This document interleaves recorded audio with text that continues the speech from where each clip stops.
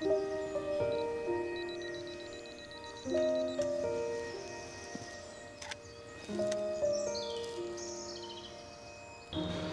morning, everybody. Today I bought myself, this morning, because it's nice and early, it is, what is the time? 7:15. And I've bought myself to a place local to where I grew up, known as Staffhurst Wood. And as I'm sure you've seen already on the little bits of B-roll that I started with, I've come here for one reason and one reason only. And that is to capture some beautiful woodland scenes with bluebells. Because it is it's late spring now. Well, we bank holiday Monday, so Easter Monday, and this place is, I don't know if you can see it there, but it's absolutely alive with just carpets, beautiful carpets of bluebells everywhere. And I thought I'd get myself here early doors and try and get some nice pictures of it all. It would have been nice, it would have been lovely to have got some nice morning light. I was hoping that it might happen, but it doesn't look like it's likely now. But that's cool. I was looking at my forecasting apps last night and they were disagreeing with each other.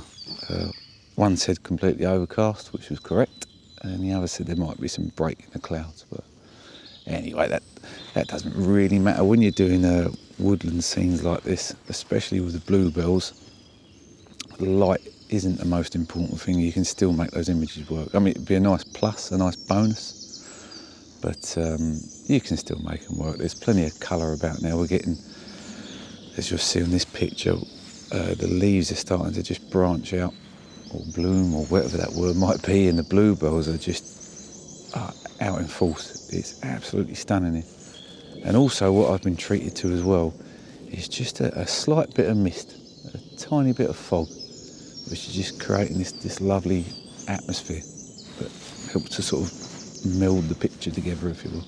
So yeah, it's looking fantastic here this morning. I can see I'm going to spend a few hours here because it is looking absolutely beautiful, and everywhere I look I see potential pictures. So it's just lovely. Yeah, I'll be really happy with it, really happy with it. So yeah, I've got my first picture, my first scene that I've set up. Not loads going on in it. Pretty much what I've seen is this lone tree in the middle of the bluebells, and it's got a few leaves coming off of tiny little branches or sticks or whatever you call them. I'm using that as the central point in my scene, and then it's just being carried by the carpet of bluebells that are in the foreground, and just that slight bit of mist, that bit of atmosphere we've got in the background there, in the scene, just carrying it through. So it's not the most, it's not like an award-winning picture, but I'm happy with it to start with. So settings wise, just to talk you through.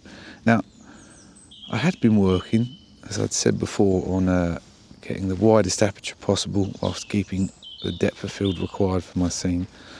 But I went out yesterday, I was down at Stanmere Park, picturing the bluebells down there, and I noticed a lot that I was having to focus stack when I got home. I focus stack just in case, because I don't trust what the screen on the back of this camera shows me with regards to how much of my scene is in focus. So I focus stack just in case, and when I got home onto Lightroom, I found that I was having to, or in Photoshop, I was having to focus stack quite a bit.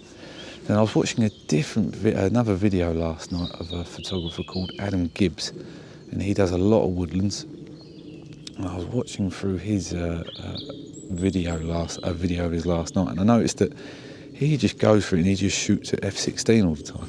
So I thought, well, it's good enough for him, you know, good enough for the goose, good enough for the gander. So I thought I'd try that myself today. So pretty much everything I shoot, you'll see, will be at f/16, I think. I'm going to give that a go and see how that pans out. It's all a part of learning. It's always a process of learning. As I say, I've only been doing it a couple of years now, so I'm still very new to it all. But yeah, so with that, aperture 16 is what I've started at. I'm lucky that it's nice and calm this morning. Nice and still. There's not a bit of breeze to talk about. My shutter speed can be anything I need it to be to give me the correct exposure. And I've Gone with ISO 200. I can't remember the reasons why. I think there was a bit of movement in the trees, but it still gave me a shutter speed of 2 seconds, so I could do this at ISO 100 if I want, but it's really by the by with this camera, it doesn't matter. But yeah, so that's that. First picture in the bag, one done. One down to start the morning. So yeah, with that, I shall say thank you very much, and I'll put that picture on your screens in 3, 2, 1.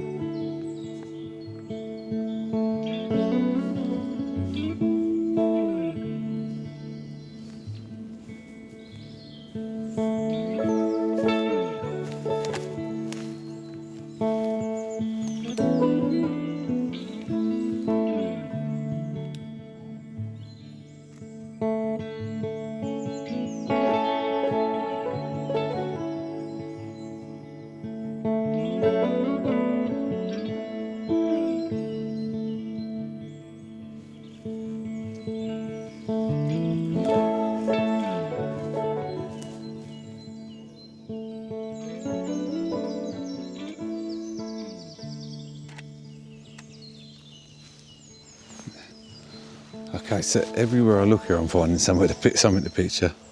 It's just so goddamn pretty here this morning. There's so much. Sorry, let's set that up. It's just honestly so beautiful here this morning. What are you doing? Yeah, so let me start that again. It's really pretty. Everything, just the carpets of bluebells. The blue. Well, to me it looks purple. I don't know. Why are bluebells called bluebells? I'm not too sure, because I think they're purple bells personally, but anywho, they're literally absolutely everywhere. If I get this up on the screen, yeah, it's making everything look so goddamn pretty and scenic, and yeah, just lovely, absolutely lovely. So what I've picked here is a picture that is more about, I guess, about the geometry. Like I said to myself I'd use a pointy stick, so using my finger. I wanted a path shot.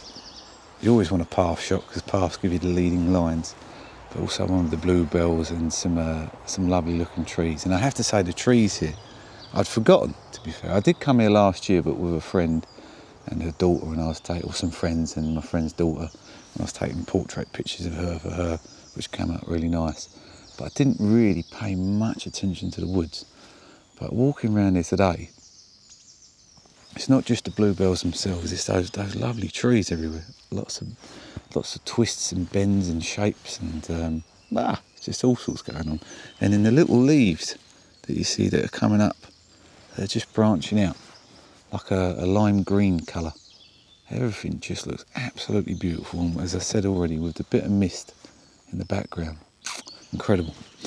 Anyway, I'm enjoying myself too much. Just to tell you about this scene. So this scene's all about the geometry.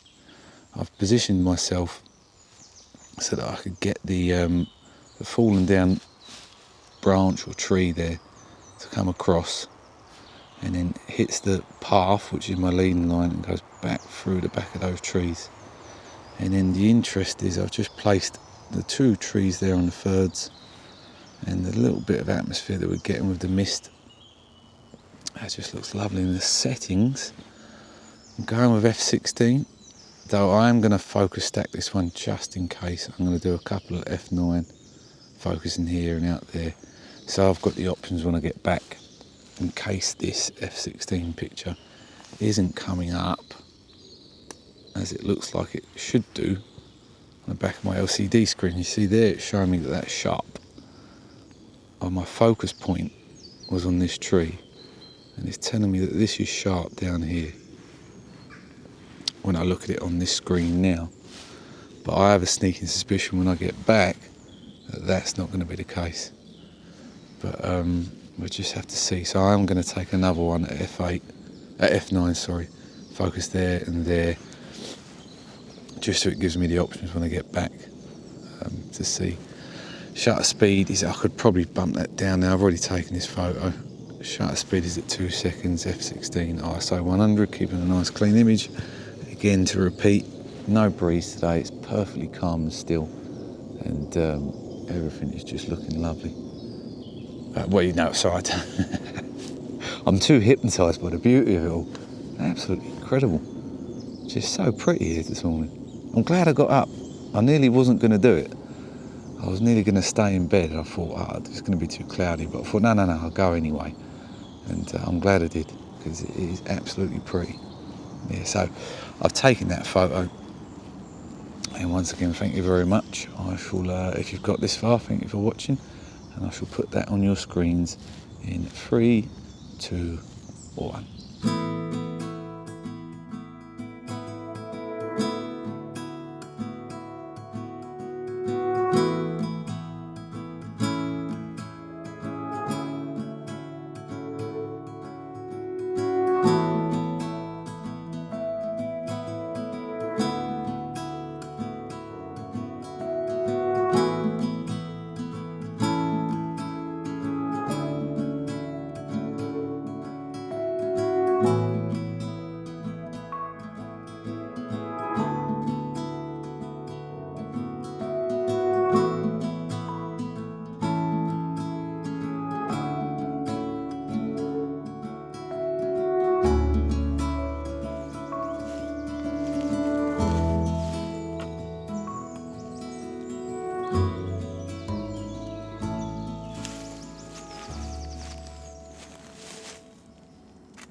So, one thing I want to touch on, if I may, and I'm going to try not to go on too long because I'm endeavouring to keep these videos trimmed down a bit. I just wanted to touch on the mental health aspect of doing this, of photography. So, particularly the mindfulness and the being present that it helps with. I'm sure that's two terms that lots of you have heard much about. But if you're like me, you've got an overactive mind, you've been through a lot, you've had some bad experiences and things like this, and you have a tendency to overthink, and perhaps you've done therapy like I have, which I have found helpful, and you've read books, many books. My God, have I read a lot of books. But something that always comes up in there is about mindfulness and being present. Or your therapist will tell you this, or other people will tell you this, but it's something that I never really understood. Like, I got the principle of it, I got the theory behind it, of being present in what it is that I'm doing and forgetting all other things, but I never really understood how to do it. That was until I come and done things like this, mountain biking, but in a different way, and the paddleboarding. It was only then when I started doing this and I started getting myself out and about and wandering around that it actually sort of come to me. I understood what it was and how to do it. And it's because these things, these acts, these hobbies, these interests, it's because they immerse me. It's because they encapsulate me. It's because they take my full concentration. So take photography, for example, when I'm out doing this, and it's the whole process of it, it's the finding out where I want to go, going to that location, being in that location and walking around, looking, and this is the important one, looking for what I want to picture, immersing myself in the environment, in the scenery that I'm in, and finding what it is that I would like to picture. That encapsulates me, and then obviously setting up the camera, how I want to, my perspective of this scene, of this image, and then of course the settings, as I discussed the other week, working through the settings, finding out what the correct settings are for the given scene, blah blah blah. What all these things do is they encapture me, they immerse me for the hour, 2 hours, 3 hours, probably longer than that. Now I was going to look at my watch and my wrist, but I don't have one. They just, it just immerses me, and everything that's going on out there in the wider world, I just forget about. I'm worried that that's getting too bright. Should be all right. It just, I forget it for that amount of time that I'm here. In fact, I actively forget it as well, because when I pull up at the spot that I'm exploring to picture, I say that exact thing to myself. I say that that's it now. Now I'm here. Everything that was whirling through my mind just then, my worries about the future, my upset at the past, any concerns I might have currently in my life, they go. You know, they're gone. I'm going to leave them over there in the passenger seat of my car for the hour, 2-3 hours that I'm here, and I'm just going to concentrate on doing this or whatever other interest it is that I'm doing. And don't get me wrong, when you're out, those thoughts creep in. They do sneak up on you still, you know. It's just like, whoa, I'm here, by the way. But I stop myself and I say, no, I'm doing this. This is what I'm doing right now, and I'm concentrating on this. And I do through practice. You'll find through practice, through the continuous doing of it, I've got to get better with my words. I'm going to buy a dictionary after this, but sorry. Through the continuous continuation or through just doing it a lot, through the practice of doing it consistently, that was the word I'm looking for, consistently, it's like something changes in you. Your brain relearns, you know, rewires, and it starts to do it, you know, to do that living in the now, being present, mindfulness thing. And I can't tell you that the difference it's made for my life has been unbelievable. Like, I've come here today, as I've said before in the past, I got here at 6 o'clock in the morning. On a bank holiday Monday, you probably think I'm effing mad. I think I'm effing mad, but I like it. And I've just enjoyed myself so much for what have I been here for now? 2 hours I've been here for. I've completely lost track of time, and it's just been so beautiful. It's been so nice, so lovely, so calming, and I'm happy. You know, I've been creative as well. I've taken the pictures that I like. There's one more I want to get, but I'm not going to film that, because it might take me a little while to find it. And I've filmed, and I've been creative, and I've managed to talk on camera, and all them sorts of things, you know. And it's just, it's very calming, very, very calming. Because one thing that's sure in life, sorry, I can see people, and I've not done this in front of people before, but one thing, life can be very difficult, it can be tough, it can be hard at times, and it's not easy. Anyone who tells you it's easy is lying through their teeth. It's not. But if you can find things like this for yourself, and I promise you this, you find things like this that immerse you, that's the most important thing, because it might not be this, it might be something else. So I'd hazard a guess it is. If you're watching this right now, it possibly is this. I'm not talking too much. So I'm going to cut that short, but it might not be this, it might be other things. But if you can find those things for yourself, no matter how hard or difficult life gets, and at points where you feel really low, these sorts of things, your interests, your hobbies, the things that bring you mindfulness and living in the now, you know, being present, they'll make one hell of a difference to your life, and they'll make it worth living for you.